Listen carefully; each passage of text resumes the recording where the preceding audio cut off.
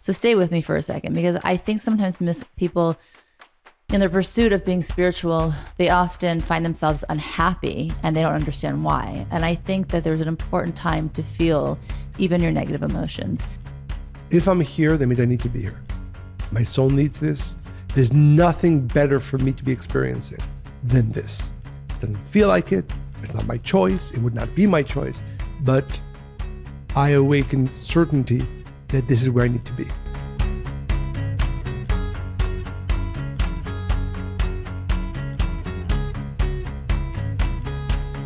Welcome to the Spiritually Hungry Podcast, episode 68.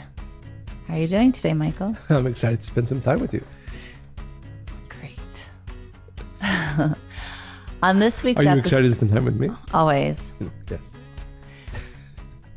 On this week's episode, we're going to dive into a topic that's relevant for me at the moment. It's all about what we can do to keep our mood up while our body is healing. We can't sugarcoat it. Being unwell presents us with real challenges. Our physical and mental health are inextricably intertwined. Being physically unwell leaves our mental health vulnerable, and our mental health directly impacts how fast we physically heal and manage our physical challenges. So you can get a sense of how challenging it's been for me in this past month. Well, it might be somebody who's just coming into this episode not having listened to the previous ones. No. So maybe a quick recap. Quick recap, I had a ruptured tendon that required surgery, and I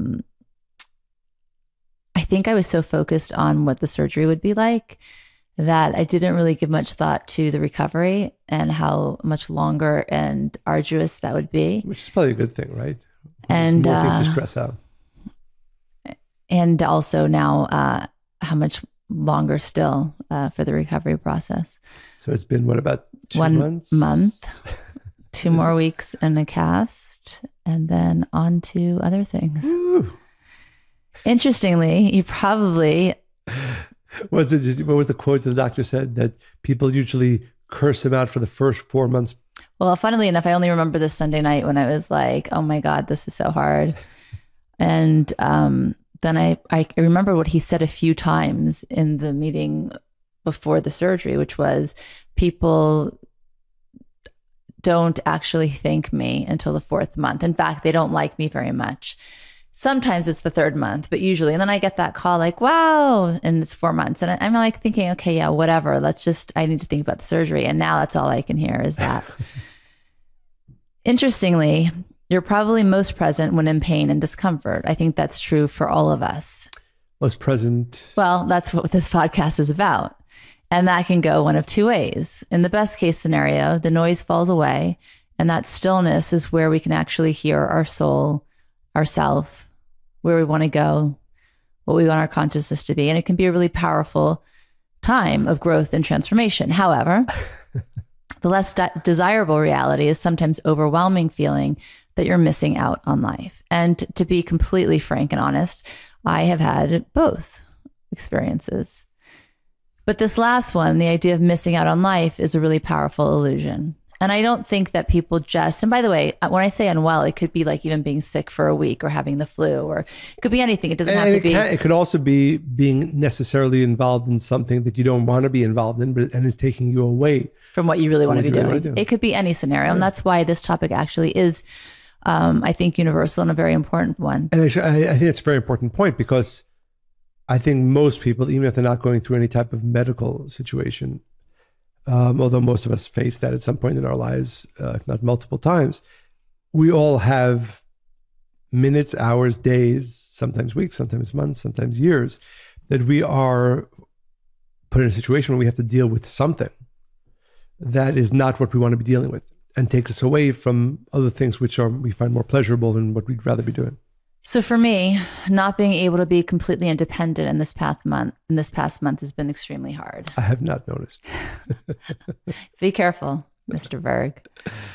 And while the outcome of my surgery is most likely successful, the other most likely, absolutely. Well, absolutely. Yes, but the other thought is, and that's why I think that the process is really painful or difficult also, because, as soon as you overcome one milestone, like being in a cast and not walking for 6 weeks, then it's like, okay, well, we take, I mean, I remember when they took the first cast off to put the more sturdy one on. Post those pictures on the, after I saw it and saw what the incision looked like. And you also asked me to take some time to stare at it. Well, I did take a picture because one day I want to look back at it. Really? Not yet. I never want to see it again. Well, I'll put it on a greeting card, but no, I've looked at it twice or 3 times now. But I haven't. But the thing is, I remember telling you when it was off, I said, oh my God, I just wanted to put the cast back on. I didn't really want to look at it. And I also didn't feel like it was so swollen. I just didn't feel like I had use of my leg. But then, the next appointment is like, okay, we're going to go into the boot, hopefully. And so each appointment, it's like, okay, I hope that I'm going to hit that next marker when I should. And so there's that, like when you don't know the outcome of something, that can cause a lot of uncomfortability as well and distress. I felt frustrated, unhappy, I have not noticed. Disappointed, not noticed, anxious, not noticed. And it's been a charcuterie board of powerful emotions. Haven't noticed any of that. And when we're actively trying to live spiritual lives, we can try to convince ourselves that it's not in our best interest to entertain any negativity. So stay with me for a second, because I think sometimes people, in their pursuit of being spiritual, they often find themselves unhappy and they don't understand why. And I think that there's an important time to feel even your negative emotions. The point is, though, you want to give them a time limit. And as Carl Jung said, whatever we resist persists. Part of being spiritual is first being real with ourselves. And of course, we're going to speak about how to spiritually navigate being unwell. But first, let's get real. So, Mikhail, I want to ask you, okay, when you have felt physically unwell, what's your first innate reaction? And before you find the gift or the lesson in your situation, what did your ego tell you?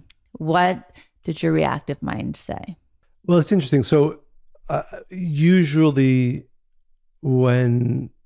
if I'm, like when I had COVID, which was about a month at least, of really not being able to do the things that I desired to do, that I feel is... Let's face it, you didn't do much of anything. Not very much. You didn't even speak. I was not happy with you that much. Yes, really? I had COVID too, right by your side, but I think I like to talk a lot and I express how I'm feeling all the time especially when I'm not feeling well, and you go silent. Exactly. Like, well, that was going to be my answer. Right. So how do I deal? Usually my regular reaction is, sort of to be quiet and take my time. But I'm trying to be honest. I think usually I think what I struggle with more than illness is when other responsibilities or situations take me away from what I think I should be doing. Oh, so you must be really frustrated right now. Very frustrated. Why? Because you're busy with me. No, but yes.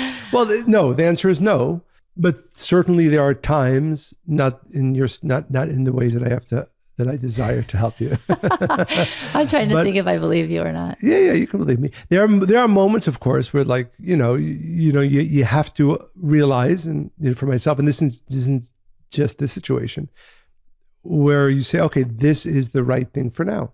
And it might not be my plan. It might not be what I desire, but it's the right thing for me for now. So I do, there are teachings around that. And I know you don't want me to go there first, but I would say certainly there was a moment today where sort of I got an email about something that I have to deal with that I don't want to deal with. And I noticed a few minutes later that I was like feeling a little bit lower in energy than before. And then I realized, and then when I do tell myself this, I do strongly believe this, and we'll go a little bit deeper into the spiritual lesson around this, is that the way we want to live our lives is by having the clarity and certainty at every moment that this is where I need to be, and this is what I need to be experiencing, not any other plan that I had.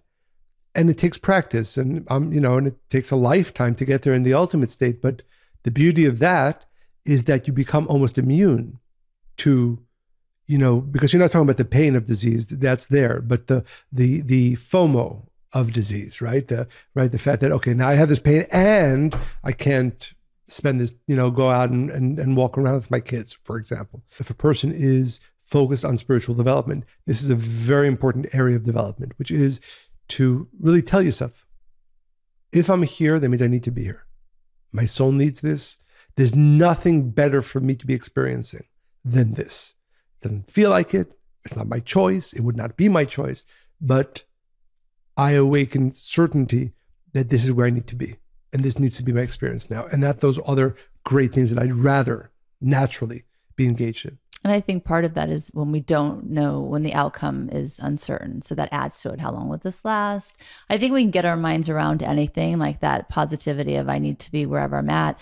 When we know, okay, it's a flu, it should last this many days, or, it's whatever, it should last this long. But when the outcome is uncertain, it really takes a strength and one that you need to start building right away before you actually find yourself in a situation that's more challenging. Right. And I think this is the area of, a spiritual muscle that you really want to develop in the easier situations, because we're all going to need it ultimately.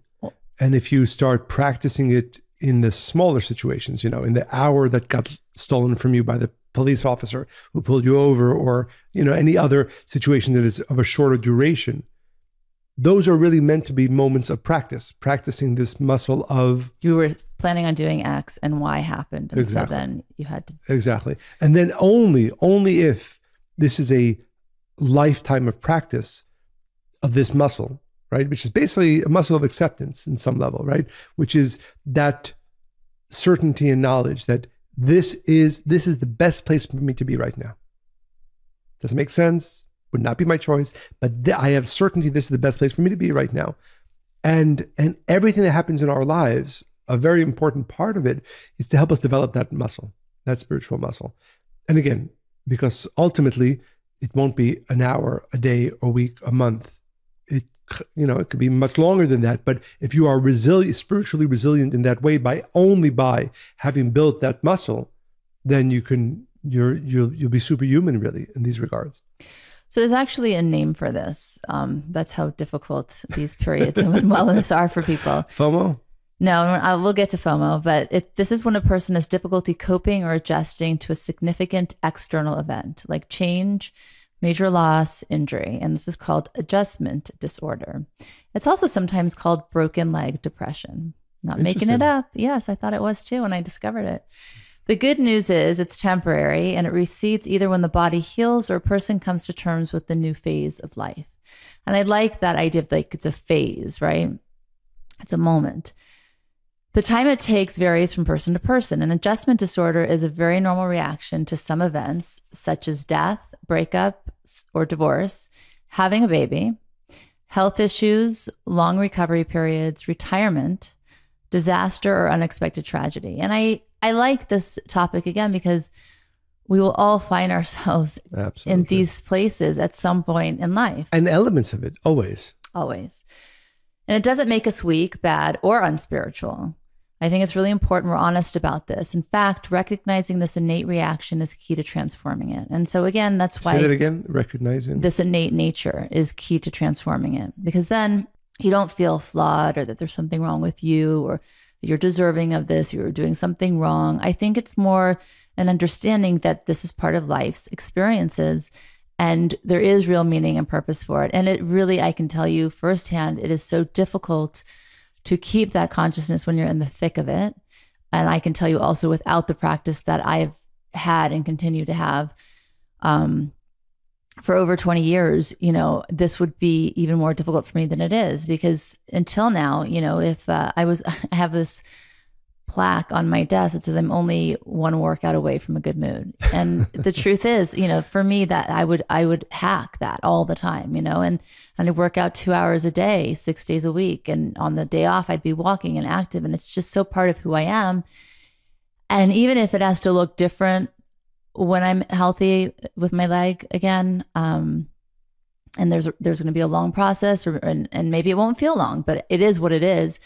But I'm already thinking like, okay, what else do I want to add or do differently? And I'm still, going to be active. But I think for me, it was a real reset moment of being more flexible and not so rigid in certain types of thoughts.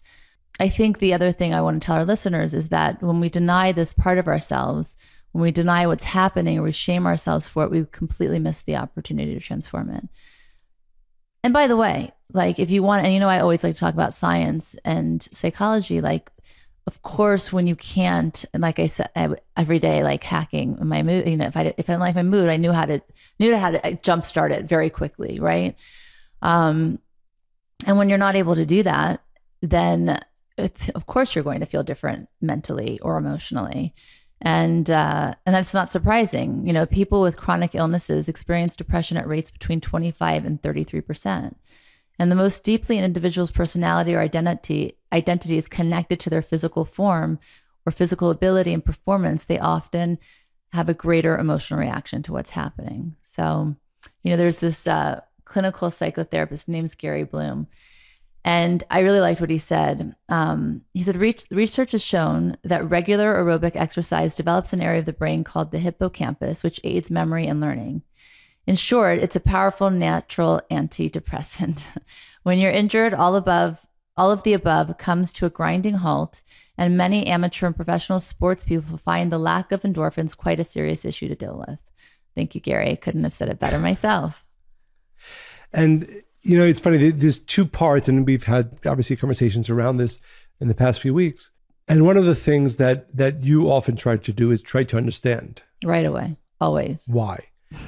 And both my view and also my spiritual studies have brought me to, and this is, again, as I said, this is almost every day you have to think about this and practice it. Life is complex. And by that, I mean that there are endless amount of reasons for everything that we have to go through, that we do go through. Our soul develops in many ways, conscious and unconscious. We know this, even the human brain. There are many activities that we do consciously. Most of the most important functions of life are unconscious, right? So think about that for a moment. Our brain controls the heart, the lungs, the entire system that keeps us alive. We are not aware for 1 second, for the most part, that we're doing that. So if you ask yourself the question, what parts of your mind's actions that it brings about are most important? The ones where you're actively and consciously deciding to do this or that, or the ones that are unconscious? Well, automatic. Yes. It would be the unconscious ones, the ones that you're not thinking about, making the lungs work, making the heart work, and so on and so forth. And when you realize that, I think it's a very important view on life in general, because our ego would like us to think, I need to make sense of things. I'm smart enough. I should be able to make sense of what I'm doing, what I'm not doing, why I'm doing it, why I'm not doing it, why am I going through this? But think about your body. You are not conscious for the most important, at least as important, of the actions that you're doing, right? The heart beating, the lungs working, the entire intrinsic physical body that keeps us alive does not fall under the category of conscious decisions that my mind is making, right? And we know, by the way, this is also true about the ability of the mind to take in and assimilate tremendous amounts of information. Most of that work is unconscious. That is simply to say a spiritual truth. We do not consciously, we are not and cannot possibly be consciously aware of the most important reasons why things are happening. The great Kabbalist, and I think I've mentioned this one of the podcasts, the great Kabbalist, the Italian Kabbalist, the Ramchal, says that for everything that happens to us, there are an endless amount of reasons. We might understand one of them, one of 1,000, but we don't understand most of the reasons why something is happening. That should bring us to a level of humility, which is to say, I don't know why things happen to me. Either good things, the things that I don't necessarily see as good. And even when I do have an understanding, it's a limited understanding at that.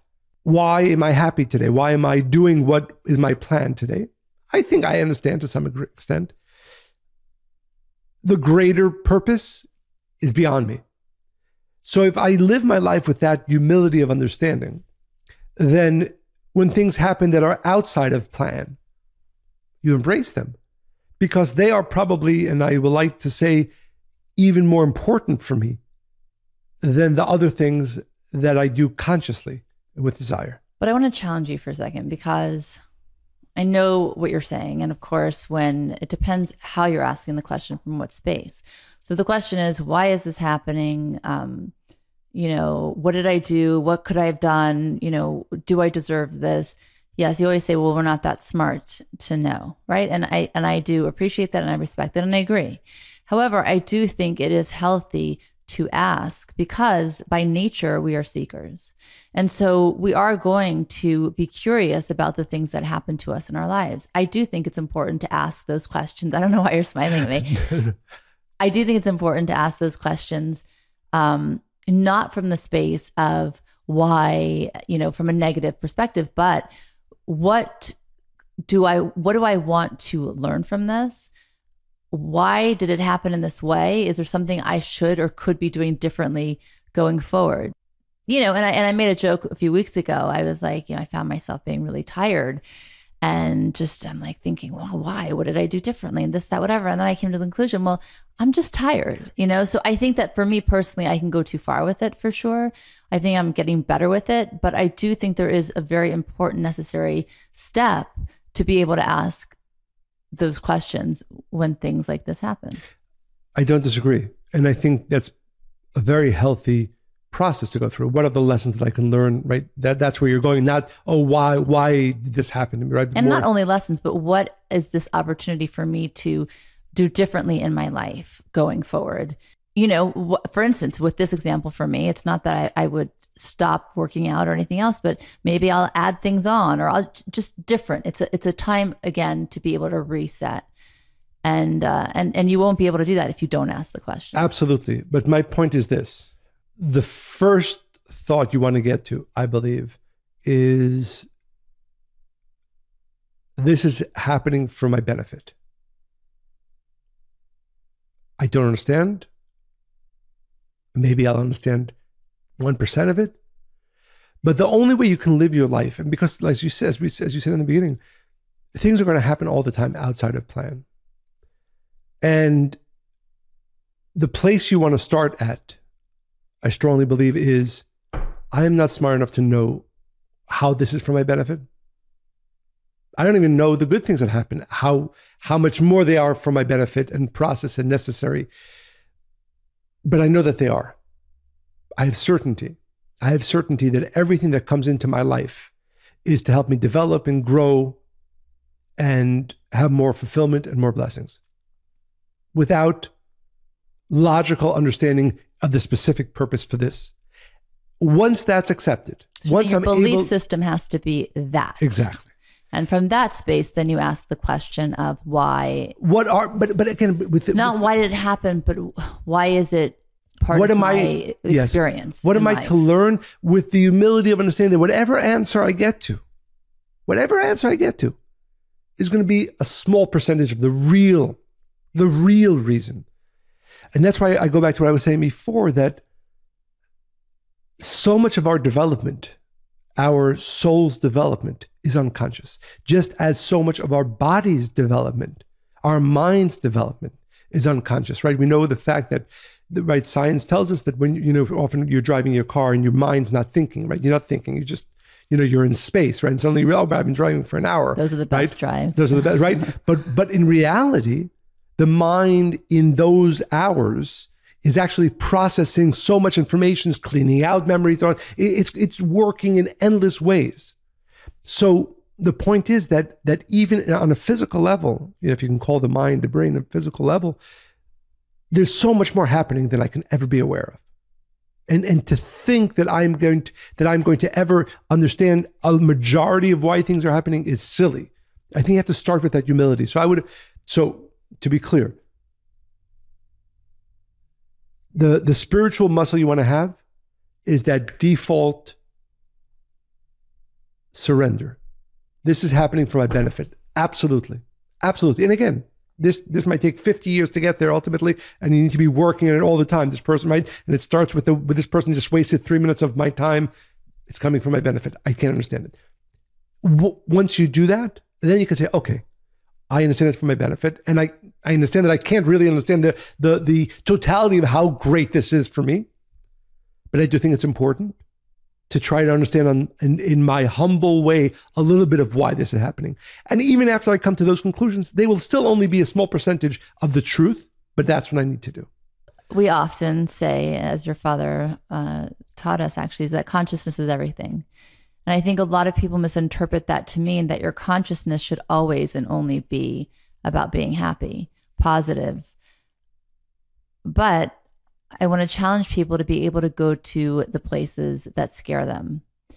And Kabbalists do teach that your next level or next big aha moment is just often on the other side of what is the place that scares you.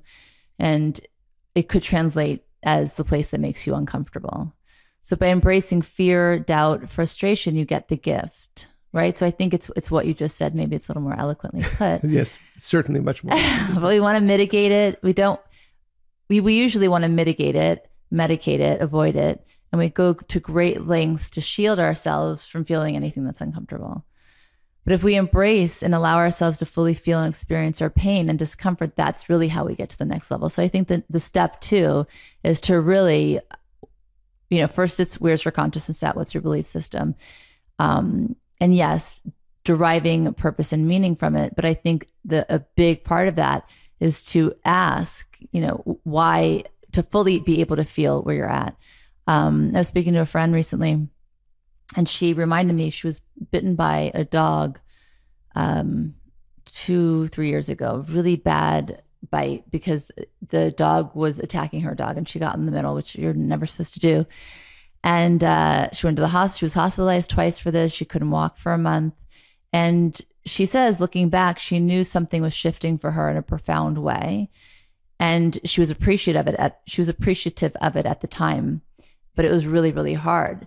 And she says that experience had changed her considerably and permanently. And I think I know that's why, especially the most challenging things occur for us. And that's the why, right? That's the place from which you ask, why is this happening? What is my opportunity? And she asked me, she's like, well, how are you feeling with what's going on? I said, yeah, you pretty much summed it up. And she said, oh, I really feel you. I said, no, I have no doubt that the Creator has great things planned for me in this. So that's my mindset over all of it. And Kabbalistically, we're taught that everything that crosses our path exists for the sake of pushing us towards greater growth. And with growth comes greater fulfillment, which is the whole point of it all.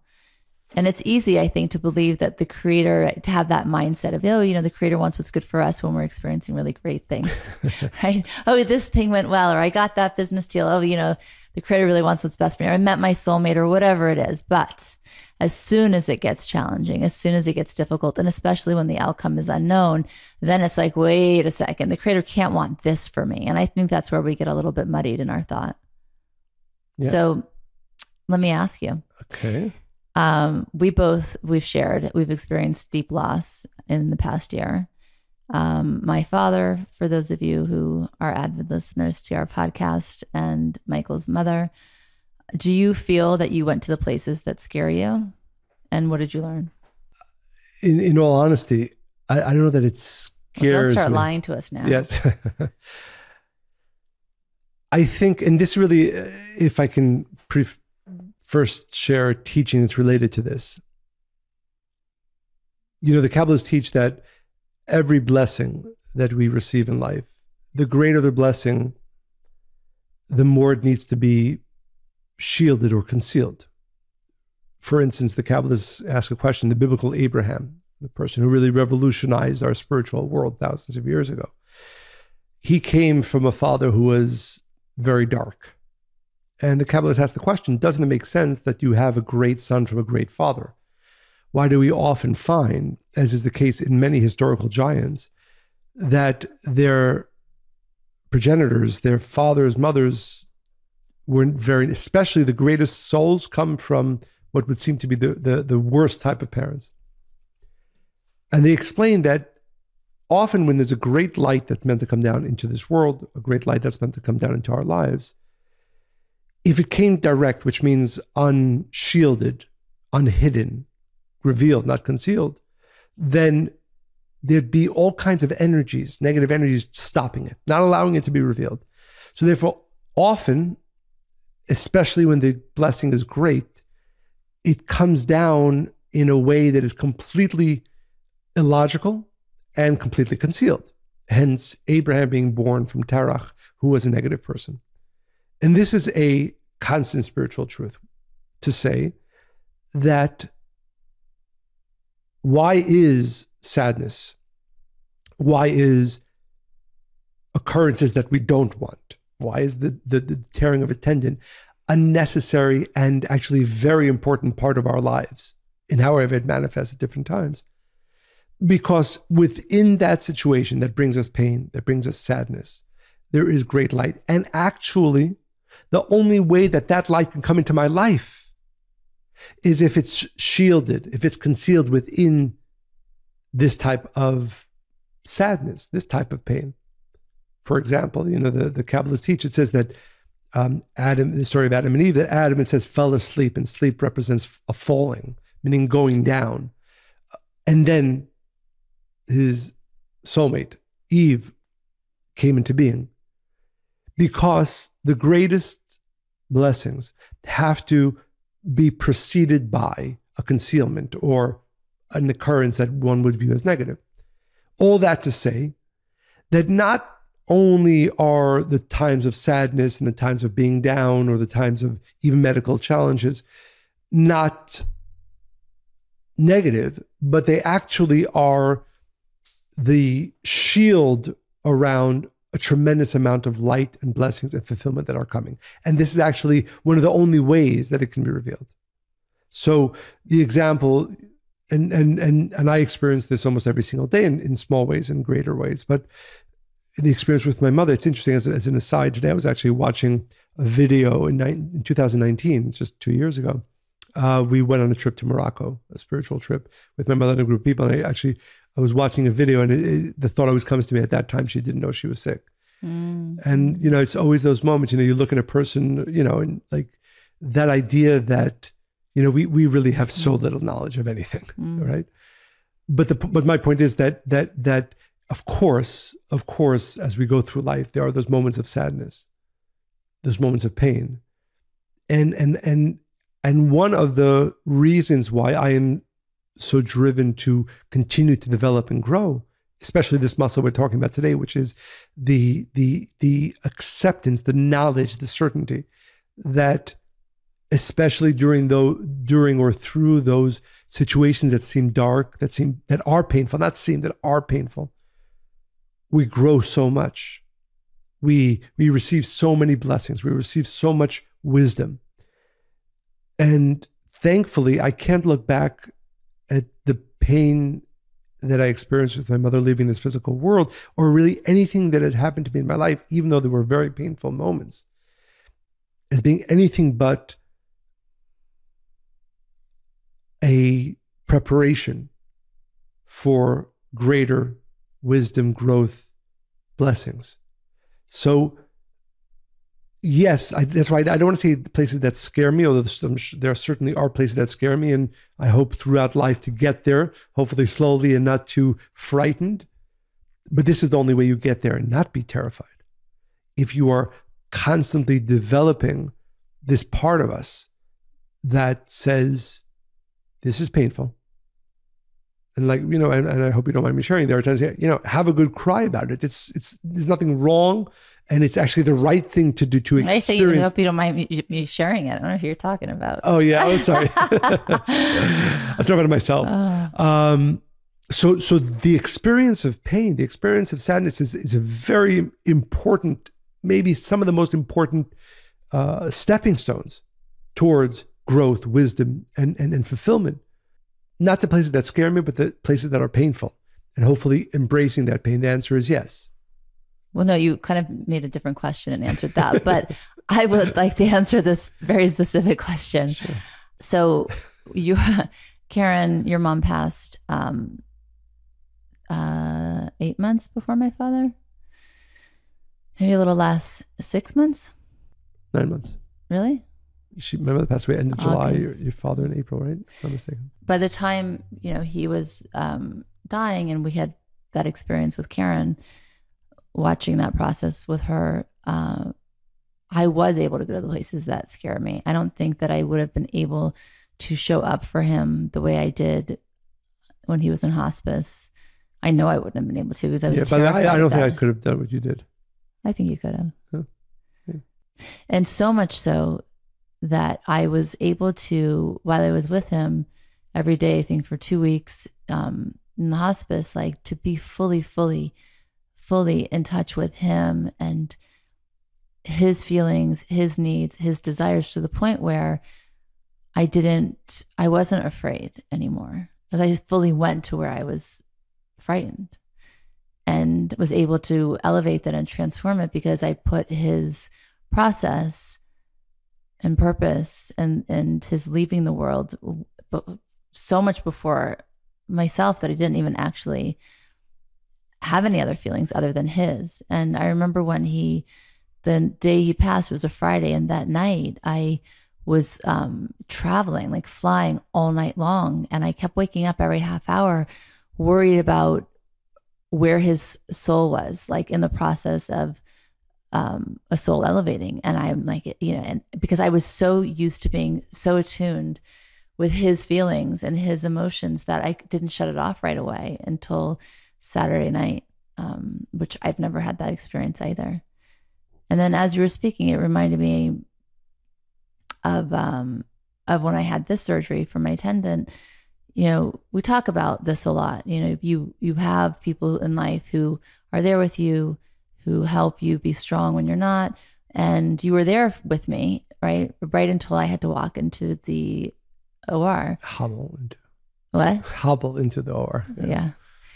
And I think you did share that the nurse that was escorting you kept on kicking you. She kept stepping on the foot that was not working, 3 times, in fact.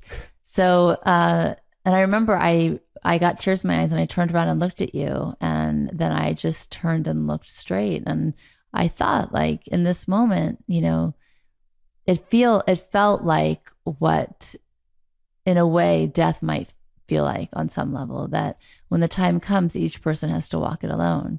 So again, I went to the places that scared me, and I was able to just be like, okay, I need to do this walk alone. And obviously I don't want that to be the outcome, but it was a really powerful experience, even in that, to have real appreciation and to remember that, as much as we make our lives rich with things and people and fun and experiences, it doesn't really actually, it's not it. And we know that on some level, but it becomes very clear in moments like that.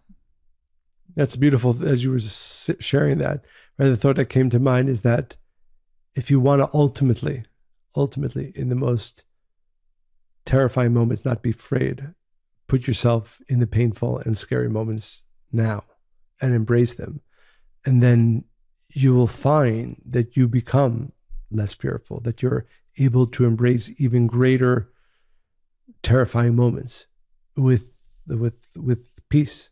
And I want to leave our listeners, I want to offer a tip as well, and it's on shifting focus. Daniel Kahneman explains the importance of attention in his book, Happiness by Design, Change What You Do, Not How You Think, stating your happiness is determined by how you allocate your attention. What you attend to drives your behavior, and it determines your happiness. Attention is the glue that holds your life together. If you're not as happy as you could be, are you misallocating your attention? So it's really, what do you want to pay attention to, and how do you want to see things? It goes back to perspective as well. So changing behavior and enhancing happiness is as much about withdrawing attention from the negative as it is about attending to the positive. And this goes back to what Carl Jung's quote was, what we resist persists. Right now, what are you thinking, right? Where are you putting your attention to? So again, it's about, because I didn't realize I was actually doing this in the last month. There were times that I'd go down, right? And now, both figuratively and actually. I fell a few times too. And those were the times that I also went down mentally and emotionally, because it's like, are you kidding me?